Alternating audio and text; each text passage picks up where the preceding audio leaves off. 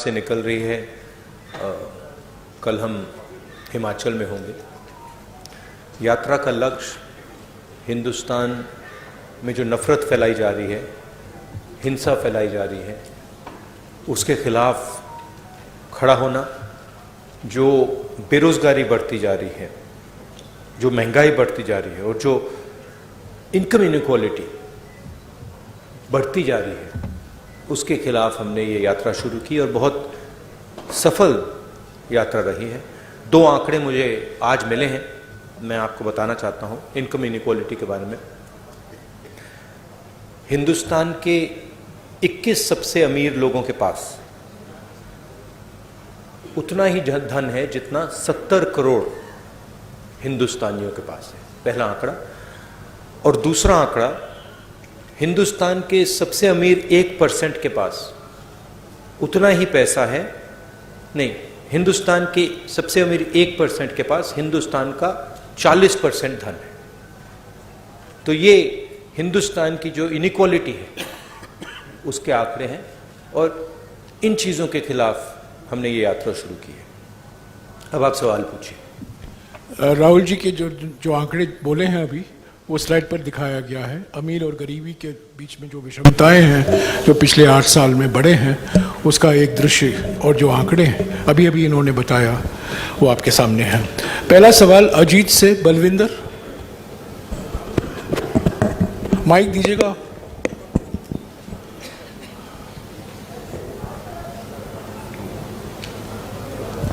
अगर बलविंदर नहीं है, जगबानी से विजय नागला।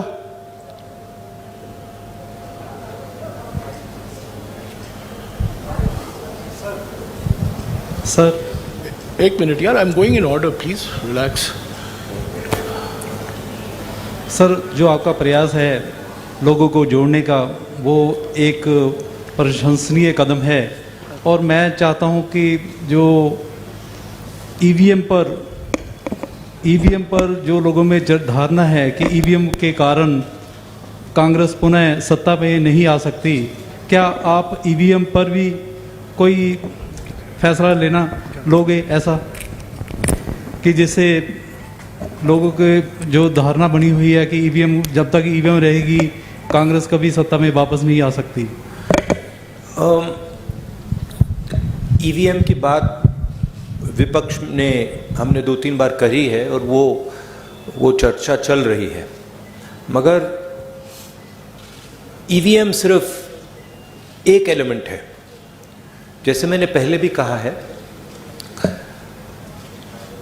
आज हिंदुस्तान के सारे इंस्टीट्यूशंस आरएसएस और बीजेपी ने कंट्रोल कर दिए हैं और हिंदुस्तान के सब इंस्टीट्यूशंस पर उनका दबाव है। प्रेस पे दबाव है, ब्यूरोक्रेसी पे दबाव है, इलेक्शन कमीशन पे दबाव है, जुडिशरी पे प्रेशर डालते हैं। तो सारे के सारे इंस्टीट्यूशंस पर उन्होंने कब्जा कर रखा है। तो ये लड़ाई अब जो पहले राजनीतिक लड़ाई होती थी वैसी लड़ाई नहीं है। एक पॉलिटिकल पार्टी दूसरी पॉलिटिकल पार्टी के बीच में लड़ाई नहीं है। अब ये हिंदुस्तान के इंस्टीट्यूशंस जो इन्होंने कैप्चर करे हैं उनके बीच और ऑपोजिशन के बीच में लड़ाई है। उसमें एक फैक्टर ईवीएम है, मगर बहुत सारे दूसरे फैक्टर भी हैं। हिंदुस्तान में जो नॉर्मल डेमोक्रेटिक प्रोसेसेस होती हैं आज वो नहीं है। जो विपक्ष के लोगों पर आक्रमण हो रहा है, सीबीआई, ईडी, पेगासस, ये नॉर्मल डेमोक्रेटिक फंक्शनिंग नहीं है। भास्कर से गिरिजेश मिश्रा।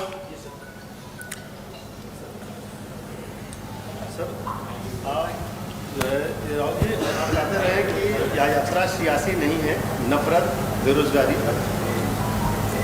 आप राहुल जी कहते रहे कि यह यात्रा सियासी नहीं है, नफरत, बेरोजगारी और महंगाई के खिलाफ है। ऐसे में अचानक सीएम मान को सुझाव देने की क्या जरूरत पड़ गई? क्या यह माना जाए कि 10 जनपद की दखल आने वाले समय में राज्यों में कम होगी? ये आपका सवाल है या किसी और ने लिखा आपके लिए? मैं पूछ रहा हूँ, पढ़ के देख रहे हैं, पता नहीं किसने आपको पूछा हो। देखिए, मैंने सीएम को जो पंजाबी कल्चर है, जिसको मैं अच्छी तरह समझता हूँ, जो पंजाबी हिस्ट्री है, उसके बारे में मैंने उनको प्यार से बताया है। पंजाब को पंजाब से ही चलाया जा सकता है, ये हिस्टोरिकल फैक्ट है, ये कोई नई बात नहीं है। और अगर पंजाब को दिल्ली से चलाया जाएगा तो पंजाब के लोग उसको एक्सेप्ट नहीं करेंगे और रिएक्ट करेंगे। ये राजनीतिक बात नहीं है, ये फैक्ट है। अमर उजाला से सुरेंद्र ये जो पाल। पंजाबी प्राइड है,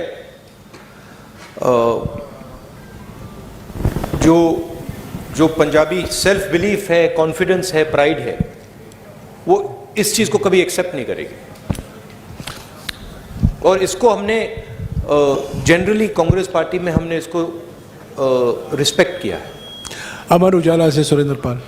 राहुल जी, मेरा आपसे सवाल है कि कुछ दिन पहले केंद्रीय गृह मंत्री अमित शाह जी ने कहा है कि हम 1 जनवरी 2024 में राम मंदिर जो है भक्तों के लिए खोल देंगे।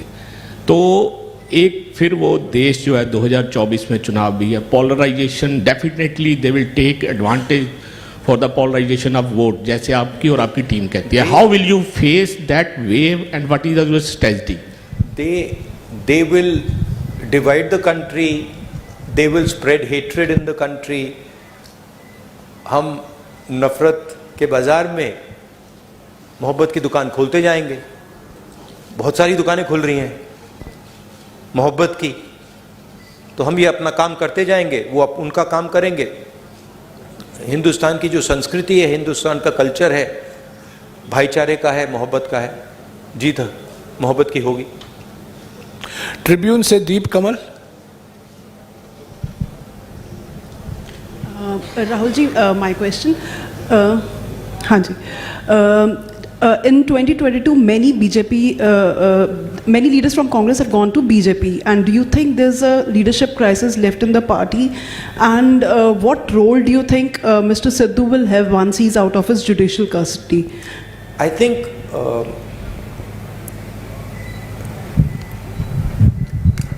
my experience is pretty much anybody who goes to the BJP goes there because of a particular type of pressure. Okay, it's a hidden pressure, you can call it.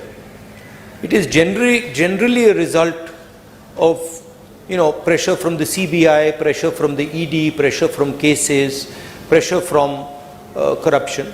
So we are quite happy that these type of people are not in the party anymore.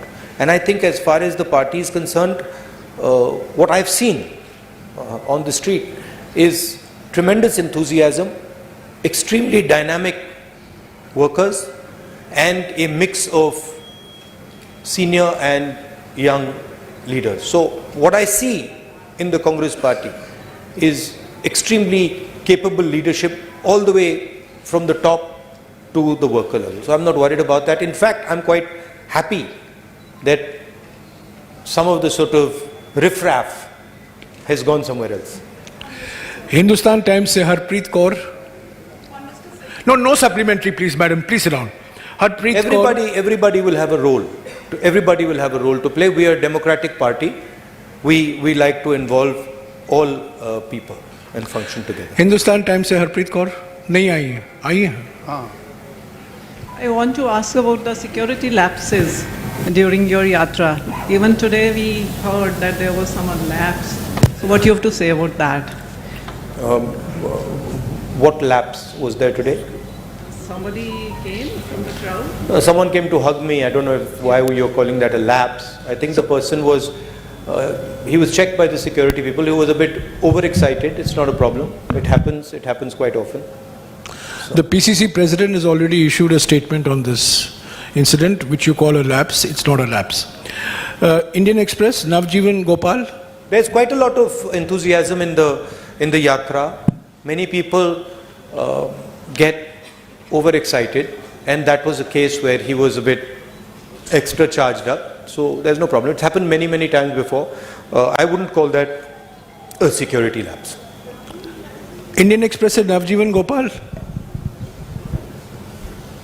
Hi. opposition parties like Akali Dal, they are raising questions on your visit. I mean, they want you to apologize for the 84 thing, Operation Blue Star and riots. What do you have to say on this? Prime Minister Manmohan Singh, on the floor of the House, has made his position and the Congress Party's position very clear. Congress President Sonia Gandhi ji has also done that, and I fully endorse what Prime Minister Manmohan Singh ji said, what Sonia Gandhi ji said, and also I have also made my stance abundantly clear in the past. रोजाना spokesman से Charanjit Singh. Sir, किसानों की बात करते हैं। 3 खेती कानून आए, ठीक है, वो वापस ले लिए मोदी जी ने, लेकिन अगर किसानों की आय कम हो रही है, अगर दुगनी नहीं हुई 22 तक, तो आपको क्या लगता है कि किस चीज में समर्था है कि जो किसानों की आय को आगे लेके जा सकती है, और इसका हल क्या था? देखिए, किसानों पर नॉन स्टॉप आक्रमण हो रहा है और एक जगह से नहीं हो रहा है, मल्टीपल एंगल से हो रहा है, और जो उसको प्रोटेक्शन मिलनी चाहिए वो प्रोटेक्शन उसको नहीं मिल रही है।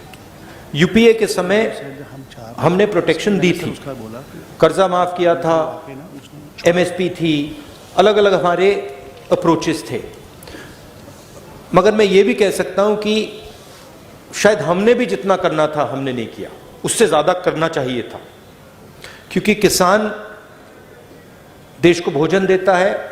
भैया थोड़ा हट जाइए। देश को भोजन देता है, वो देश की एक प्रकार से रीढ़ की हड्डी है, और एग्रीकल्चर पे बाकी चीजें बिल्ड हो सकती हैं।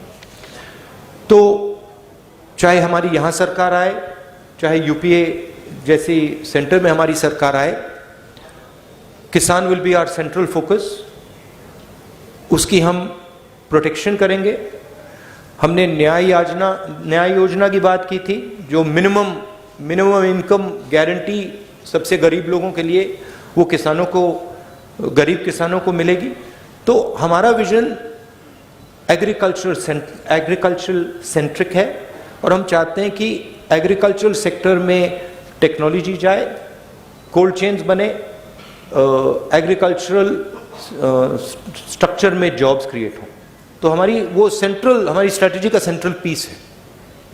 प्राइम एशिया से नंदप्रीत सिंह। राहुल जी, आपने इस यात्रा के दौरान सबसे बड़ा अटैक एक तो बीजेपी पे किया है और दूसरा मीडिया पे किया है, 4th पिलर है डेमोक्रेसी का। इस पे मेरा सवाल ये है कि मान लीजिए कांग्रेस सत्ता में आती है और आप प्रधानमंत्री बन जाते हैं, तो जो ये नेशनल टीवी पे जो आजकल जिसको आप गोदी मीडिया का नाम देते हो, तो उस पर हिंदू मुस्लिम का एक चलता है आपस में, आप बोलते हो कि भारत को बांट रहे हैं वो, तो क्या आप उस पर रोक लगाएंगे? और क्या आप बोल रहे हो कि मीडिया गुलाम है, क्या आप भी उनको अपना गुलाम बना लोगे फिर?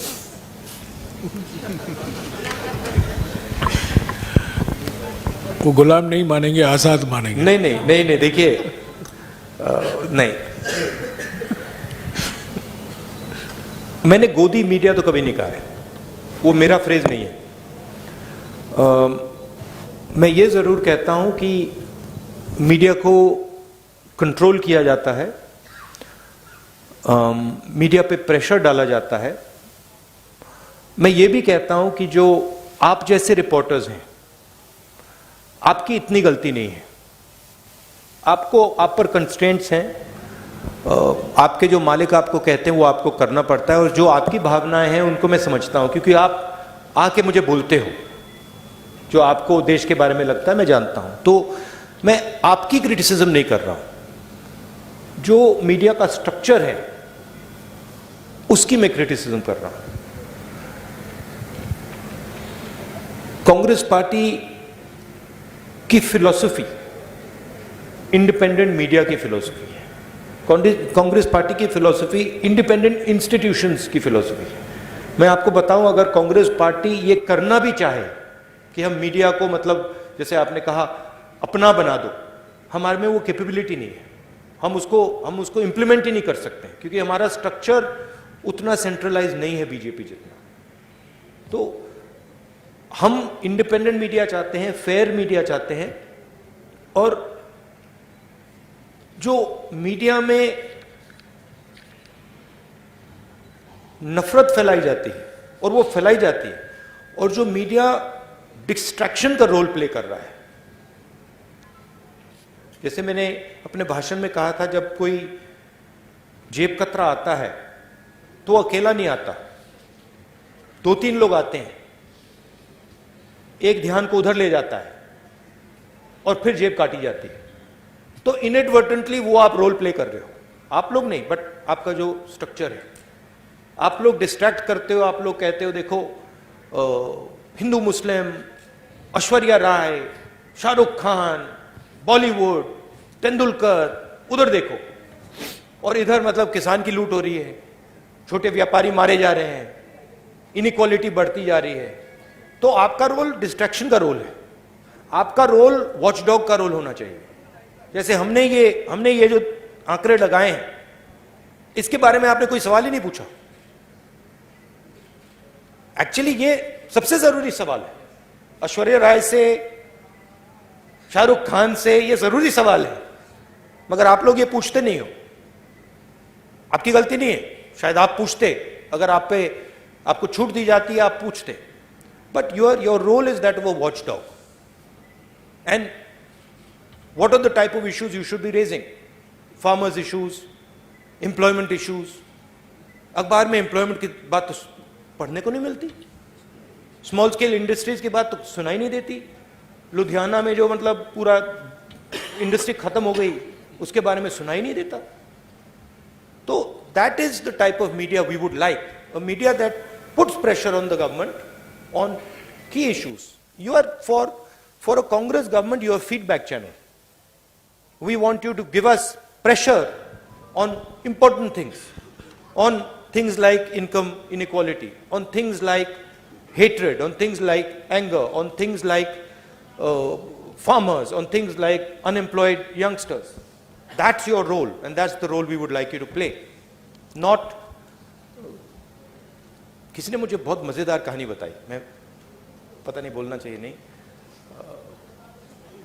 नहीं छोड़ो। एबीपी सांझा से अनुजा शर्मा।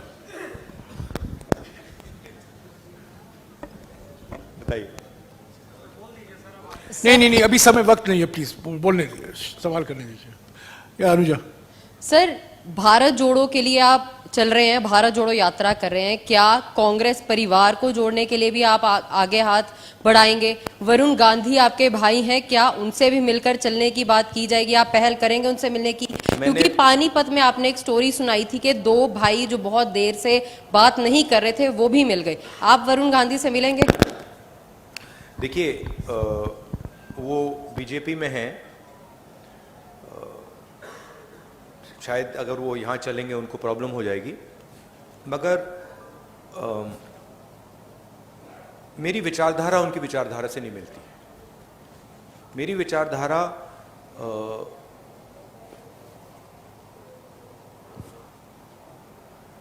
मैं आरएसएस के ऑफिस में कभी नहीं जा सकता। आप मेरा आपको गला काटना पड़ेगा पहले, मैं नहीं जा सकता। और मेरा जो परिवार है उसकी एक विचारधारा है, उसका एक थॉट सिस्टम है, थिंकिंग सिस्टम है। और जो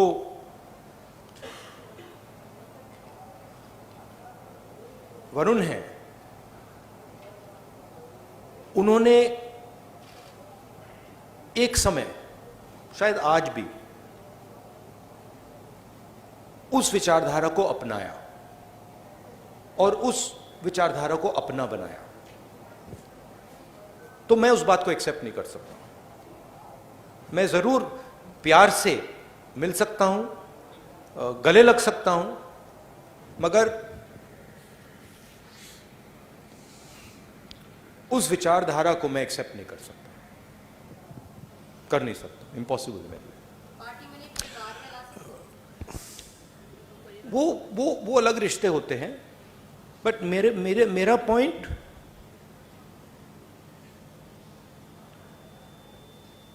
आइडियोलॉजिकल लड़ाई चल रही है। सालों पहले मैंने फिरोज से कहा कि उसने मुझे कहा कि आरएसएस देश में बहुत अच्छा काम कर रहा है, और मैंने कहा कि देखिए, आप अपने परिवार की हिस्ट्री जो है उसको आप थोड़ा पढ़िए और उसको आप समझिए, क्योंकि जो आपने मुझे बोला है, अगर आपने अपने परिवार की विचारधारा समझी तो आप ये कभी नहीं बोल सकते मुझे। पंजाब तक से अर्शदीप, बट कोई नफरत या ऐसी कोई बात नहीं है। जनेंद्र प्लीज, पंजाब तक से अर्शदीप। सत श्री अकाल सर, ड्रग्स पंजाब में एक बड़ा इशू है। 2017 में कांग्रेस ने इस पे बड़ा वादा किया, लेकिन पूरा नहीं हुआ, उम्मीदें टूटी, घर बर्बाद हो रहे हैं, अभी भी यही सिचुएशन है। तो दोबारा से पंजाब के लोगों को कैसे यकीन दिलाना चाहते हैं कि कांग्रेस जो है इस इशू पर काम करेगी? नहीं, सबसे पहले हमने सरकार में ड्रग्स में काफी काम किया। पंजाब की मेन इशू अनएम्प्लॉयमेंट की इशू है, और जो किसानों को डिस्ट्रेस हो रहा है वो 2 सेंट्रल इश्यूज हैं, और उसमें से ड्रग्स की इशू पैदा होती है। तो अगर ड्रग्स से डायरेक्टली तो लड़ना है और लड़ा जाएगा, मगर जब तक हम अनएम्प्लॉयमेंट इशू को एड्रेस नहीं करेंगे, किसानों में जो डिस्ट्रेस है उसको एड्रेस नहीं करेंगे, तब तक ड्रग्स प्रॉब्लम भी एड्रेस नहीं होगा। तो कंबाइंड तरीके से करके ये काम किया जा सकता है। पंजाब को, सचमुच में पंजाब को एक नए विजन की जरूरत है, और अगर मेरी पंजाब की सरकार के बारे में शिकायत है तो वो है कि उन्होंने पंजाब ने उनको एक अपॉर्चुनिटी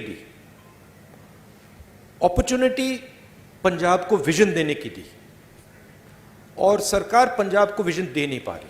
मैं पूछ रहा हूं लोगों से कि भाई आम आदमी पार्टी ने क्या किया, क्या विजन दिया, तो उसका मतलब, और मैं कांग्रेस के लोगों से नहीं पूछ रहा हूं, मैं आम लोगों से पूछ रहा हूं, क्या मतलब आपको क्या लगता है? और रिस्पॉन्स यूनिवर्सली आ रहा है कि जो हमारी एक्सपेक्टेशन थी वो तो पूरी नहीं हुई, और ये मतलब बातें करते रहते हैं, मगर कोई पंजाब को जो विजन मिलना चाहिए वो नहीं मिला है। तो रियली जब कांग्रेस पार्टी की यहां सरकार आए, एक लॉन्ग टर्म विजन पंजाब के लिए देना पड़ेगा, और उसमें किसान और जो हमारे स्मॉल एंड मीडियम इंडस्ट्रीज हैं वो सेंट्रल होना पड़ेगा। इंडिया टीवी से पुनीत शर्मा।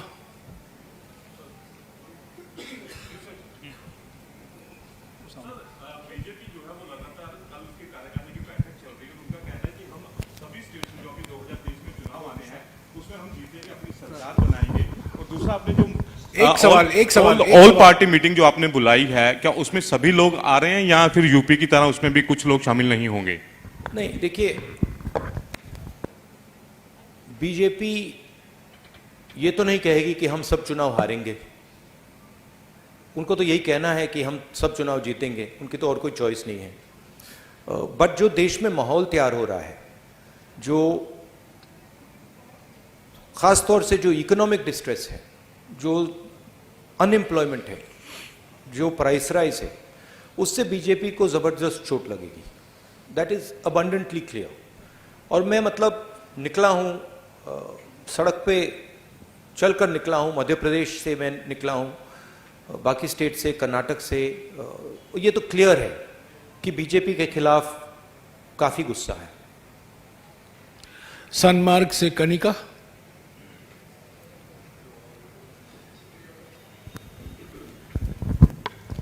सर, मेरा सवाल ये है कि आप लगातार प्रेस कॉन्फ्रेंस में आरएसएस को घेरते आए हैं। आरएसएस द्वारा अभी मोहन भागवत ने एक बयान दिया 2024 के चुनाव से पहले, उन्होंने कहा कि भगवा ही हमारी पहचान है। तो इस बयान को आप किस तरह से देखते हैं? नहीं, जैसे मैंने कहा,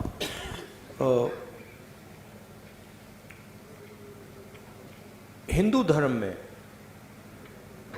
में किसी भी धर्म में नफरत फैलाना, किसी भी धर्म ने ये नहीं कहा है कि भाई नफरत फैलानी है। और हिंदू धर्म पीस लविंग धर्म है, मोहब्बत का धर्म है, जोड़ने का धर्म है। तो वो जो भी रंग अपनाना चाहते हैं अपना सकते हैं, बट जो हिंदू धर्म में लिखा है वो नहीं करते हैं, वो कुछ और करते हैं।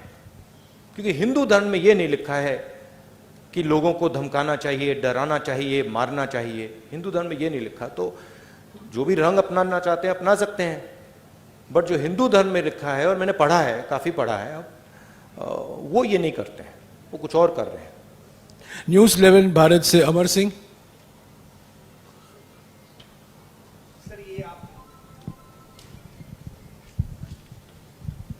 सर ये यात्रा आप कर रहे हैं और एक रिपोर्ट में ये कहा गया कि पूरे विश्व में सबसे ज़्यादा गरीब लोग जो है हिंदुस्तान में हैं, और आपके ओपनिंग रिमार्क में भी था कि अमीर लोग अमीर होते जा रहे हैं और गरीब लोग गरीब होते जा रहे हैं। क्या आप या आपकी सरकार आएगी तो इस पर कुछ करेंगे आप लोग, या फिर कोई ऐसा होगा कि जो पैरेलल हो जाए? नहीं, हमारी जब सरकार थी हमने रिकॉर्ड लोगों को, इस देश में रिकॉर्ड लोगों को गरीबी से निकाला था। Record what was the exact number Jairam? How many crore? 20 crore. 20 crore लोगों को हमने गरीबी से निकाला था, यूपीए की सरकार। उन लोगों को नरेंद्र मोदी जी ने वापस गरीबी में डाल दिया है। तो हमारी पॉलिसीज हिंदुस्तान को इकोनॉमिकली आगे बढ़ाने की होती हैं, मगर हमारी पॉलिसीज गरीब लोगों की रक्षा करने की भी होती हैं। चाहे वो मनरेगा हो, चाहे वो भोजन का अधिकार हो, चाहे वो ज़मीनी अधिकरण बिल हो, न्यामगिरी ट्राइबल राइट्स हो, तो हम प्रोटेक्ट करके लोगों को, देश को आगे ले जाते हैं। और मुझे लगता है कि हिंदुस्तान के सामने सेंट्रल प्रॉब्लम अनएम्प्लॉयमेंट का प्रॉब्लम है। जो स्मॉल और मीडियम इंडस्ट्रीज पर आक्रमण हो रहा है, जो किसानों पर आक्रमण हो रहा है, इसके कारण बेरोजगारी बढ़ रही है। तो हमें एक किसानों के लिए, स्मॉल और मीडियम बिजनेसेस के लिए की रक्षा करनी पड़ेगी और उनको बढ़ावा देकर ये जो बेरोजगारी है इसको मिटाना पड़ेगा। पंजाब टुडे से राजेंद्र सिंह।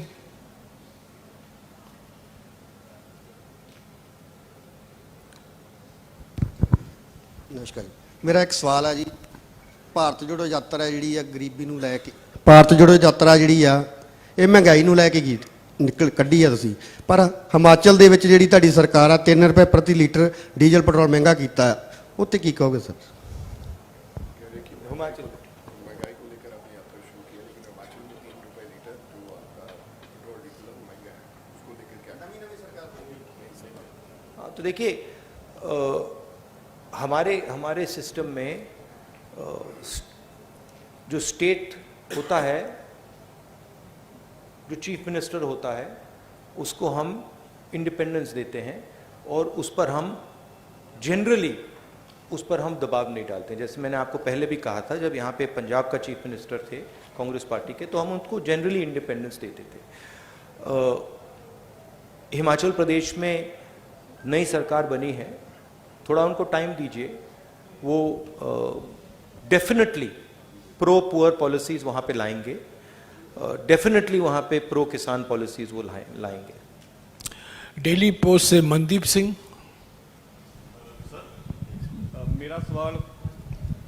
ਮੇਰਾ ਸਵਾਲ ਪੰਜਾਬ ਦੀ ਲੀਡਰਸ਼ਿਪ ਦੇ ਨਾਲ ਹੈ। 2022 ਦੀਆਂ ਵਿਧਾਨ ਸਭਾ ਚੋਣਾਂ ਦੇ ਵਿੱਚ ਤੁਸੀਂ ਚਰਨਜੀਤ ਚੰਨੀ ਹੋਣਾ ਨੂੰ ਮੁੱਖ ਮੰਤਰੀ ਐਲਾਨਤਾ ਸੀ, ਤਾਂ ਇੱਕ ਟਾਈਮ ਤੇ ਲੱਗਿਆ ਵੀ ਸੀਗਾ ਕਿ ਇਹ ਸਰਕਾਰ ਰਿਪੀਟ ਹੋ ਸਕਦੀ ਹੈ, ਪਰ ਜਦੋਂ ਵੀ ਚਰਨਜੀਤ ਚੰਨੀ ਕੋਈ ਫੈਸਲਾ ਲੈਂਦੇ ਸੀਗੇ ਤਾਂ ਨਵਜੋਤ ਸਿੰਘ ਸਿੱਧੂ ਸ਼ਾਮ ਨੂੰ ਉਸੇ ਫੈਸਲੇ ਦੇ ਖਿਲਾਫ ਇੱਕ ਪ੍ਰੈਸ ਕਾਨਫਰੰਸ ਕਰਦੇ ਸੀਗੇ। ਚਰਨਜੀਤ ਚੰਨੀ ਵਰਸਸ ਨਵਜੋਤ ਸਿੰਘ ਸਿੱਧੂ ਉਦੋਂ ਦੇਖਣ ਨੂੰ ਮਿਲਿਆ। ਤੁਹਾਨੂੰ ਲੱਗਦਾ ਕਿ ਉਹ ਫੈਕਟਰ ਜਿਹੜਾ ਆ ਤੁਹਾਡੀ ਪੰਜਾਬ ਦੇ ਵਿੱਚ ਸਰਕਾਰ ਨਹੀਂ ਬਣਾ ਸਕਿਆ, ਤਾਂ ਕੀ ਹੁਣ ਨਵਜੋਤ ਸਿੰਘ ਸਿੱਧੂ ਵਰਸਸ ਬਾਕੀ ਲੀਡਰਸ਼ਿਪ ਨਾ ਹੋਵੇ, ਉਹਦੇ ਲਈ ਕੀ ਕੁਝ ਕੀਤਾ ਜਾ ਰਿਹਾ? नहीं, देखिए पिछले चुनाव में काफ़ी एंटी इनकम्बेंसी थी, ज़रूर लीडरशिप के बीच में इश्यूज होती थी, बट ये आसानी से मैनेजेबल इश्यूज हैं और आइंदा ये आने वाले समय में ये इश्यूज नहीं होंगी। कोई ऐसी प्रॉब्लम नहीं है, सब एक साथ मिलकर चल रहे हैं। नहीं, वो लीडरशिप में कमी जब आती है जब जनता में थोड़ा प्रेशर बनता है, और इस बात को एक्सेप्ट करना पड़ेगा कि जो पिछली कांग्रेस सरकार थी उसके खिलाफ एंटी इनकम्बेंसी थी, वो सच्चाई है, और उसका नतीजा मतलब आम आदमी पार्टी चुनाव जीती है। बट अब मुझे लग रहा है कि वो जो एंटी इनकम्बेंसी जो फीलिंग कांग्रेस पार्टी के खिलाफ थी वो अब गायब हो गई। तो अब कांग्रेस पार्टी को बिल्ड करना है, और मुझे लगता है कि आसानी से यहाँ पे हम अगली गवर्नमेंट फॉर्म करेंगे। टाइम्स ऑफ इंडिया से IP Singh.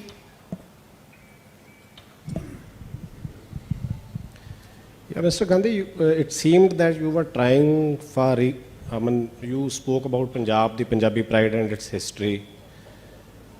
At the same time, it appeared that you were trying for reconciliation. Punjab and Sikhs had a bitter past with Congress and vice versa. You appear to be doing something to attempting a reconciliation. Would you do that, or do you think enough has been done for that reconciliation? Look, it's not. It's a question of affection. I have tremendous affection. I would even go further than affection and say I have tremendous love and affection for the people of Punjab, and in particular the Sikh community. Okay, so reconciliation is a small word. I have love and affection for the people of this state, and I have huge respect for the Sikh community, what they have done and what they're going to do in the future. It's an emotional statement, right? I think India would not be India had it not been for the Sikh community. You play a central role here. In many ways, you're a part of the backbone of this country, and that is something that I value tremendously. Newsbeam से Shalu Sharma, please. 5 minutes. Yeah. 5-6 minutes. Hello sir, Shalu Sharma from Newsbeam. Sir, मेरा सवाल ये है कि क्या 3200 kilometre चलने के बाद राहुल गांधी नफरत की दीवार में सेंध लगाने में कामयाब हो पाए? ज़रूर हुए, और बहुत कुछ सीखने को मिला, बहुत कुछ देखने को मिला। अभी यात्रा ख़त्म नहीं हुई है, मगर यात्रा तो काफ़ी सक्सेसफुल रही है, और मुझे ये देखकर बहुत खुशी हुई कि इस देश में लाखों करोड़ों लोग जो बीजेपी की नफरत भरी आइडियोलॉजी है उसको एक्सेप्ट ही नहीं करते हैं, और मोहब्बत की बात करते हैं, रिस्पेक्ट की बात करते हैं, भाईचारे की बात करते हैं। तो ज़रूर एक बीजेपी ने देश के सामने एक विजन रखा है, नफरत भरा हुआ विजन रखा है। यात्रा ने एक और दूसरा विजन दिखा दिया है। यात्रा ने देश को, और देश ने एक्सेप्ट भी कर लिया है कि दो विजन है हिंदुस्तान के, एक नफरत भरा, उसको एरोगेंट, अहंकार से भरा, और दूसरा मोहब्बत का, इज्जत का, रिस्पेक्ट का, भाईचारे का। वो तो क्लियर है, और इस यात्रा ने वो बहुत अच्छी तरह डेमोन्स्ट्रेट किया है। यात्रा में आपको नफरत नहीं दिखेगी। आप चलिए हमारे साथ, आपको कहीं नफरत दिखी? कहीं आपको मतलब किसी को मारते हुए आपने देखा? नहीं, सवाल नहीं उठता। तो 3500 किलोमीटर, 3400 किलोमीटर हम चले हैं, किसी ने कोई हिंसा नहीं की, कोई नफरत नहीं की, किसी ने मतलब एक दूसरे से गलत तरीके से बात तक नहीं की। तो ये एक हिंदुस्तान का छोटा सा एक विजन है, और इसमें से बहुत सारे दूसरे विजन्स निकल सकते हैं। राहुल जी, अभी 3-4 लोग बाकी हैं जो कई प्रेस कॉन्फ्रेंस में आए हैं, उनको मौका नहीं मिला है। जल्दी उनको हम मौका दे दें 5-6 मिनट में। मैं पहले बुलाऊंगा शमिन जॉय, डेक्कन हेरल्ड से। This is regarding Mohan Bhagwat's remarks in an interview recently. He said it is natural for Hindus to be aggressive because they have been in a war for over 1,000 years, and that Muslims should abandon the narrative of supremacy. How do you see these kind of remarks? No, just repeat what you said, the first part. In a recent interview, Mohan Bhagwat has remarked that it is natural for Hindus to be aggressive because for the last thousand years they were in a war, and the Muslims have to abandon the narrative of supremacy. Right. So, what is your take on that? I don't know which Hinduism he's quoting. I've never heard this. I mean, I've read the Gita, I've read the Upanishads. I've never heard this that Hindus should be aggressive. Hinduism is all about observation, about self-observation, about understanding the self, about humility, about compassion. I have not read this. I don't know what he's talking about. Maybe he's not read these books. Maybe this is some other idea that he's picked up. But I have not read that, even Lord Ram felt compassion for Ravan. Even Lord Ram, when Ravan was dying, Lord Ram was gentle, was loving, was affectionate. So I don't know where this gentleman is getting these ideas. They're certainly not Hindu ideas. They are RSS ideas. They're not Hindu ideas. जी से अनमोल Gulati. Thank you Jairam जी. राहुल जी, पंजाब के अगर मुद्दों की बात की जाए तो पानी का मुद्दा पंजाब का ऐसा है जो काफ़ी लंबे समय से जिस पर सिर्फ सियासत हुई है. SYL के मुद्दे पे पंजाब के मुख्यमंत्री ने एक सॉल्यूशन दिया था, YSL.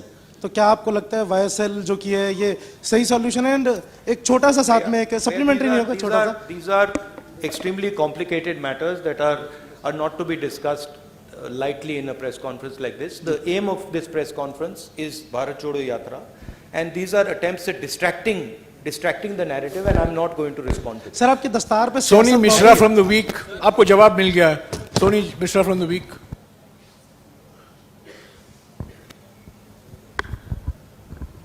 Hi. The yatra is about to reach its culmination, so I wanted to ask you, changed you and your party? I don't know. The yatra is about to arrive at its culmination at one level, yes, that it's going to arrive in Srinagar. But for me, the yatra is a way of thinking. It's a way of acting. So for me personally, it will carry on.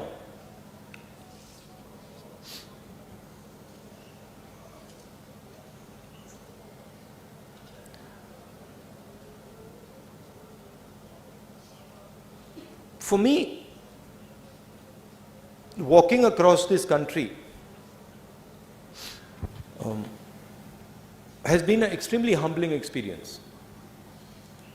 It's one thing as a politician to go somewhere by car or take a flight, go somewhere and then meet people and listen to them, and you learn quite a lot like that. You can sit with a farmer and you can talk to him. It's a completely different thing when you're walking on the road, and particularly when you're walking on the road for 120 days in a row, where you're feeling a bit of pain, pressure, so that's been one very humbling thing. The second thing is, when you're walking, you see the difficulty that people in India face. Farmers face, unemployed youngsters face, laborers face, small and medium businesses face. And the thing that has amazed me is the amount of resilience our country has. I just cannot even believe the amount of strength and resilience that our people have. The other day I made a statement that, I don't think the West can take on the Chinese. And I made that statement after seeing our country. The amount of pressure our people can take with a smile, no problem. It's completely mind-blowing, mind-boggling. And so for me, it's a tragedy that we are wasting this potential. It's a tragedy that, 1% of India owns 40% of the assets of this country. It's a tragedy, one, because it's unfair. But two, because you're stifling the growth of this country. I met so many small and medium business owners. And I ask them a question always. I'm like, listen, tell me something. Do you think you can become a 1,000 crore business or a 2,000 crore business or a 10,000 crore business? All of them say, no, it's impossible. We can't do it. Why not? We don't have the connections to do it. We simply cannot enter the political space. Doors are closed for us. We can't do it. There's an acceptance. But you can't build India like that. You can't, 20 people are not going to be able to build India. You need 10,000, 20,000, 30,000 solid business people to build this country. So we are heading into an accident, it's pretty clear. We are heading into an accident on the employment front. We are heading into an accident with the Chinese. We are heading into an accident on multiple fronts. And that to me is visible when I'm walking. शुक्रिया राहुल जी। जिनको मौका नहीं मिला है, आपको जम्मू में आमंत्रित है हम